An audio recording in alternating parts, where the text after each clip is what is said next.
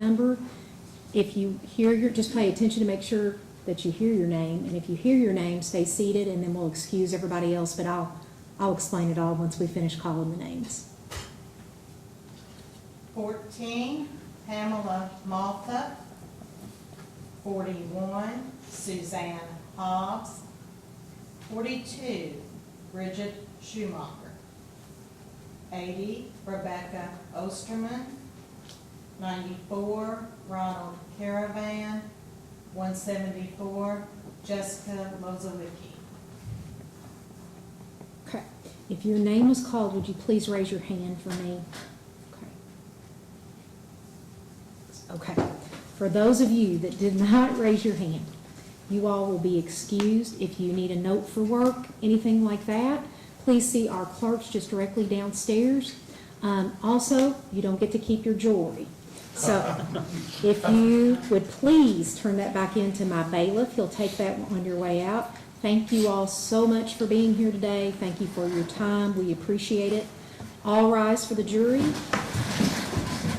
And those of you that are excused are excused.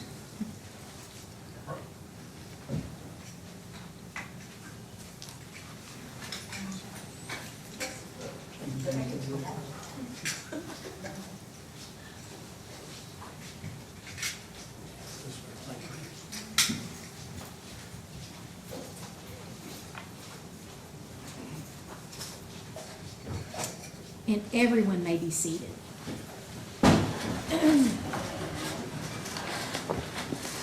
And I'm going to ask those of you that were chosen, if you would please again raise your right hand. Do you solemnly swear and affirm to impartially try the case between the parties and give a true verdict according to the evidence and to the law? If you will say, I do. I do. Okay, thank you. Is the Commonwealth ready to give their opening? We are just.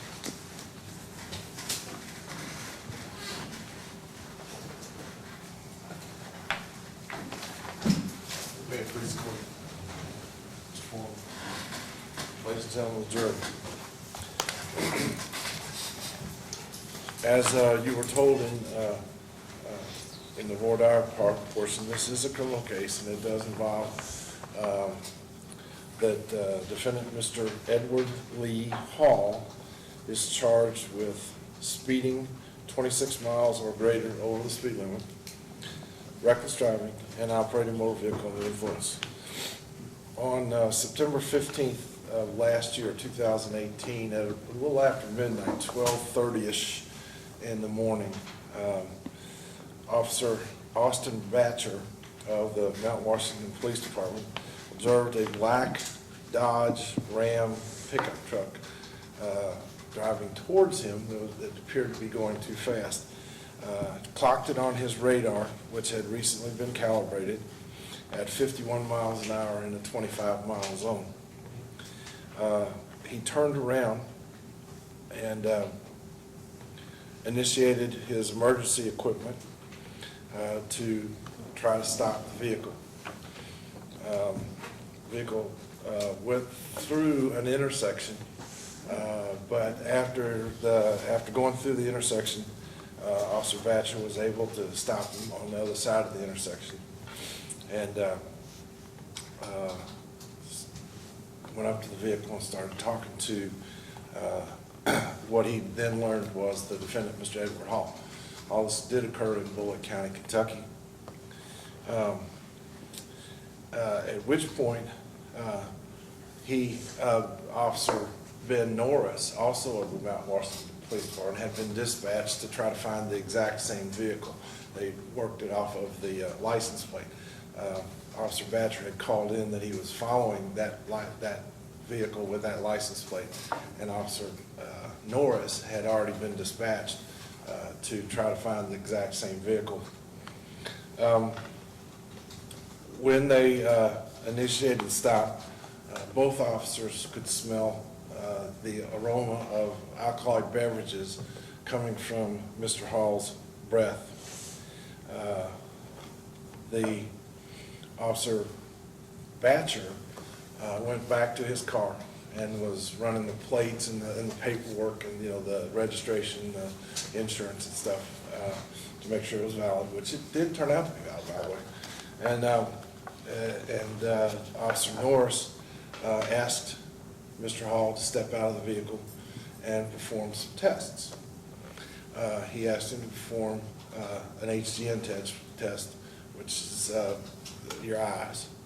And Mr. Hall did perform approximately 2/3 of that test and then refused to do any more. He also refused to do any balance tests such as one leg stand or walk and turn.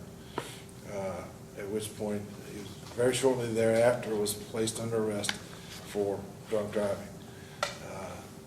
All this did occur in Bullitt County, Kentucky, and you will hear testimony from Officer Batcher. You will hear testimony from Officer Norris, and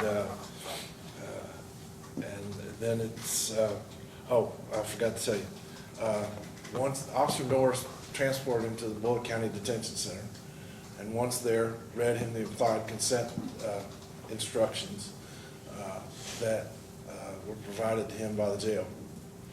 And after reading those, that implied consent, asked Mr. Hall to submit to a blood test, which the statutes in Kentucky allow the officer to the implied consent statute, as I told you in voir dire, says that we impliedly consent to any blood, breath, or urine test, or any combination thereof that the officer so chooses. Well, the Officer Norris chose a blood test.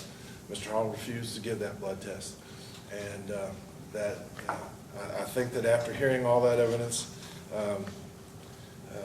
then it's up to you all as to whether or not Mr. Hall is guilty of those 3 charges: the speeding charge, reckless driving, and operating motor vehicle influence. Thank you. And Mr. Foreman, when you're ready. Thank you, Judge.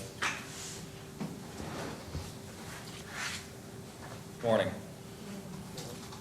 Or afternoon. Force of habit, I'm so sorry. So once again, my name is Larry Foreman, and I represent Mr. Hall. I'm going to be doing something a little bit more unusual in my opening. Typically, each party wants to present the facts as they have occurred, as they want to portray them from their own point of view to kind of gain favor with you all, the jury. I'm not going to be doing that today. I just want to do 2 things, and I'm going to keep it short. First and foremost, I want you all to pay attention to this box right here. This is the witness stand. Everything that we say is not evidence. Only the words that come out of people who take this witness stand are evidence. You are only to consider what is coming from this box in your determination as to guilt or innocence of Mr. Hall. Also, and this is a very unusual case in my experience, and I've tried a few cases by now. I know my age may not show it, but I have. And this is one of those cases where the words coming out, what I like to say, what I like to refer to as coming from the horse's mouth, is all we have to go on in this case. We're going to have no video, we have no audio, no 911, no dispatch, no calls, no audio recording of the incident. We have no breath or blood test. We have no field sobriety test, except, as Mr. Armstrong has mentioned, we may have 2/3 of one. We have received no radar documents with respect to the speeding. We have nothing on paper. I have never seen this before in my entire life. This is brand new to me. And this is the only evidence that we're going to have. So I urge you to pay attention to what comes out of there, because I don't know. I anticipate what's going to happen. I anticipate that the officer is going to testify as to what he has written in his citation, what his partner has written in his citation. But aside from that, that's all we have. So I ask you to pay attention very closely, because Mr. Hall's future and life and license and money penalty and jail time is hinging on the 6 of you. Thank you.